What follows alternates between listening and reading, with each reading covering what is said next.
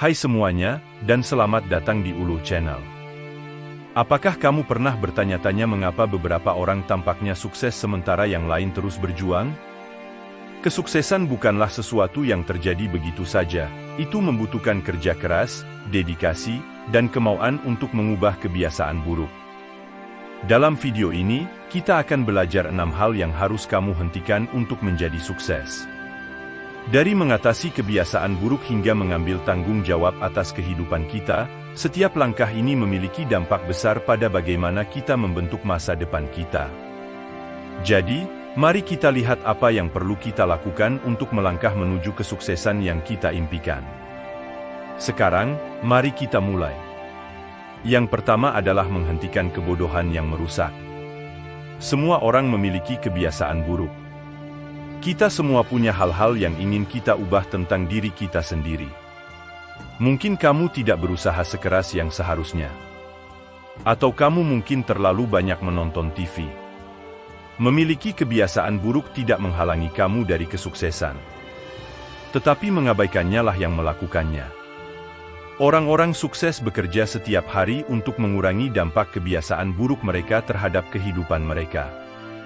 Mereka telah merenungkan cara mereka bekerja, berperilaku, dan berfungsi. Mereka tahu di mana dan bagaimana mereka bisa memperbaiki diri, bukan hanya dalam kehidupan sehari-hari mereka, tetapi juga sebagai pribadi. Sangat sedikit orang yang meluangkan waktu untuk mengidentifikasi emosi dan kebiasaan yang mendasari yang menghambat mereka. Kamu mungkin fokus semua energi kamu pada hal-hal kecil seperti terlalu banyak waktu di media sosial. Kamu menyalahkan pemboros waktu ini atas kurangnya produktivitas kamu, tetapi sesuatu yang jauh lebih besar ada di bawahnya. Sebenarnya, kamu mungkin terlalu peduli dengan pendapat orang lain. Atau media sosial bisa mengalihkan perhatian kamu dari ketidakpuasan dengan hidup kamu sendiri. Tentu, kebiasaan yang lebih dalam ini jauh lebih sulit untuk diubah. Kamu bisa dengan mudah istirahat dari media sosial, tetapi apakah kamu tiba-tiba bisa berhenti peduli dengan pendapat orang tentang kamu? Dibutuhkan disiplin dan dedikasi seumur hidup untuk membebaskan diri dari kebiasaan yang lebih dalam ini. Jika kamu ingin sukses, kamu tidak bisa lagi mengabaikannya. Yang kedua, merasa selalu jadi korban. Apakah kamu sering merasa bahwa segalanya berjalan salah tanpa alasan? Bahwa kamu akan sukses jika dunia tidak berusaha menyakiti kamu? Pemikiran seperti ini yang terlalu umum dikenal sebagai berperan sebagai korban. Alih-alih bertanggung jawab atas kesalahanmu, kamu berpura-pura seolah-olah tidak ada yang salah. Kamu menyalahkan siapapun selain dirimu sendiri, karena itu lebih mudah. Kamu bisa melindungi citra kamu. Ego kamu tetap utuh. Tetapi kenyataannya adalah kamu tidak akan pernah menemukan kesuksesan jika kamu menghabiskan seluruh hidupmu berpikir bahwa kamu tidak bersalah. Kebiasaan buruk ini membuatmu menjadi penumpang di kehidupanmu sendiri. Ketika kamu menganggap diri kamu sebagai korban, kamu mengatakan bahwa orang lain memiliki lebih banyak kendali atas hidup kamu daripada kamu. Kamu berhenti bertanggung jawab aktif atas pilihan yang kamu buat. Kamu duduk diam dan membiarkan segala sesuatu terjadi padamu, kemudian marah ketika tidak berjalan sesuai keinginanmu. Tetapi mengapa akan berjalan sesuai? Orang-orang yang berperan sebagai korban mengharapkan hal-hal baik terjadi begitu saja. Apakah kamu mengejar uang atau pengaruh? Kesuksesan hanya datang kepada orang yang bersedia berjuang untuk itu. Kamu perlu berjuang, berubah, dan tumbuh. Kamu perlu membuat keputusan sulit dan menghadapi ketakutanmu.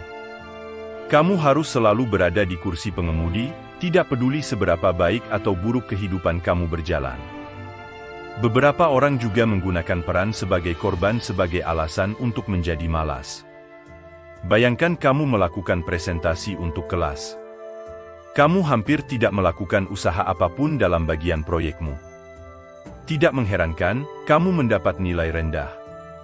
Kebanyakan orang akan mengaitkan kemalasan mereka dengan kinerja buruk mereka, tetapi kamu tidak berpikir kamu melakukan sesuatu yang salah. Alih-alih, kamu menyalahkan anggota kelompok lain yang lupa beberapa baris mereka selama presentasi. Sebagai korban, kamu terus-menerus mencari cara untuk membenarkan keputusan burukmu sendiri. Di lubuk hati, kamu mungkin tahu mereka buruk, tetapi kamu terus mencoba untuk menjaga citra yang sempurna. Bahkan orang-orang yang paling ambisius dan rajin melakukan kesalahan setiap hari. Semua orang gagal sepanjang waktu, jadi mengapa kamu berbeda? Untuk memperburuk masalahnya, berperan sebagai korban secara aktif menjauhkan orang lain. Tidak peduli di bidang apa kamu berada, kamu akan membutuhkan orang lain untuk berkolaborasi, mendukung, dan percaya pada kamu. Mengapa seseorang akan tetap berada di sekitar ketika kamu terus-menerus menyalahkan mereka atas kegagalan kamu? Mengapa mereka akan mendukungmu ketika kamu tidak bersedia melakukan kerja keras? Di mata mereka, kamu lebih suka membuat diri kamu terlihat baik daripada melakukan apa yang diperlukan untuk memperbaiki diri.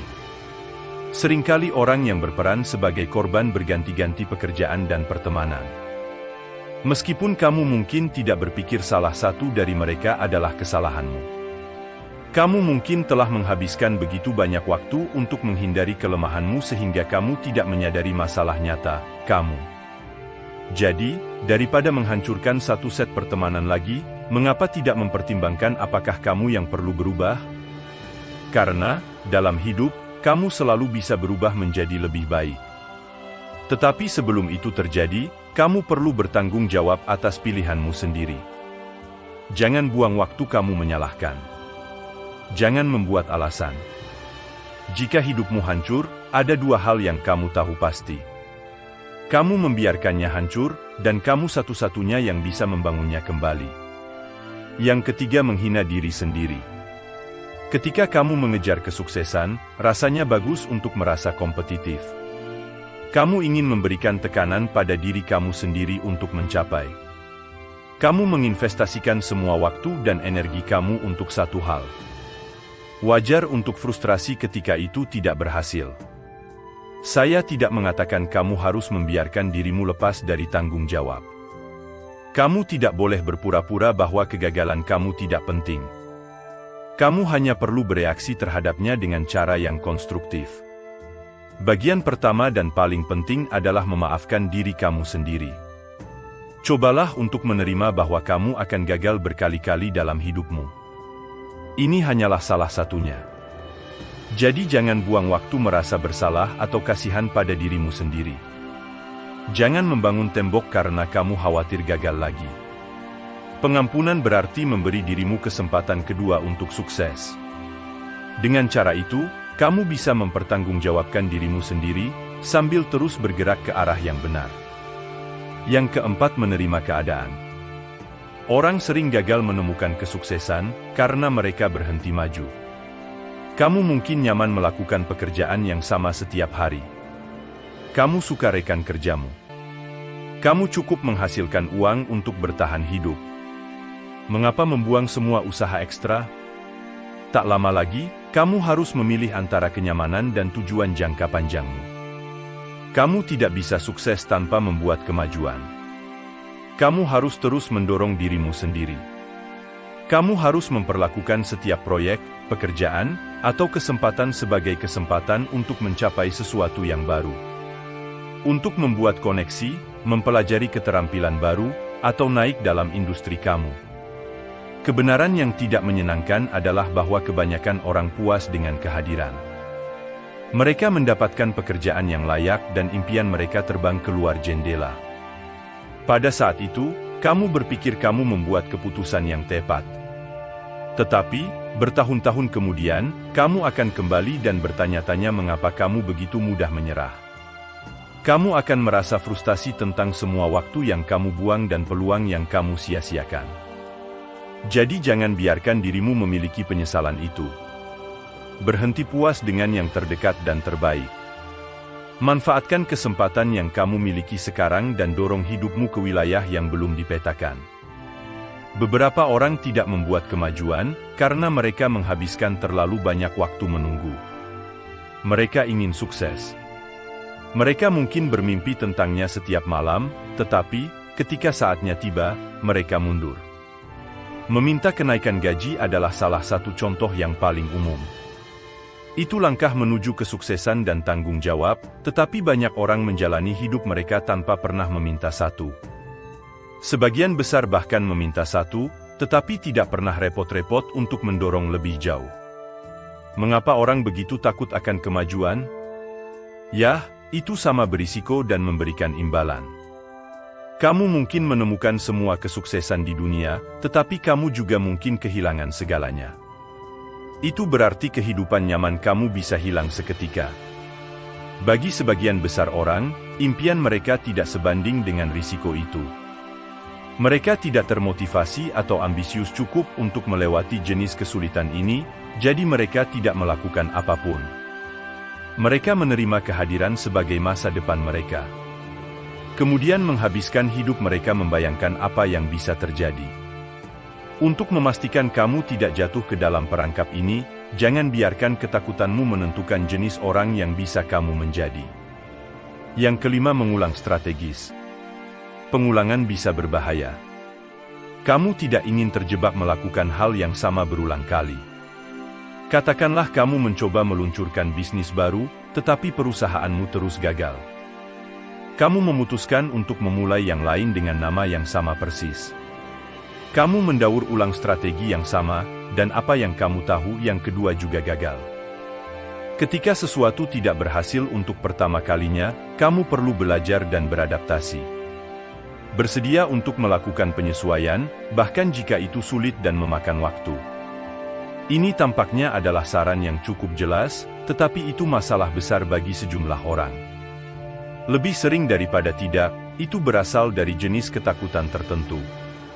Berbeda dengan orang yang takut akan kegagalan, orang-orang ini sengaja gagal.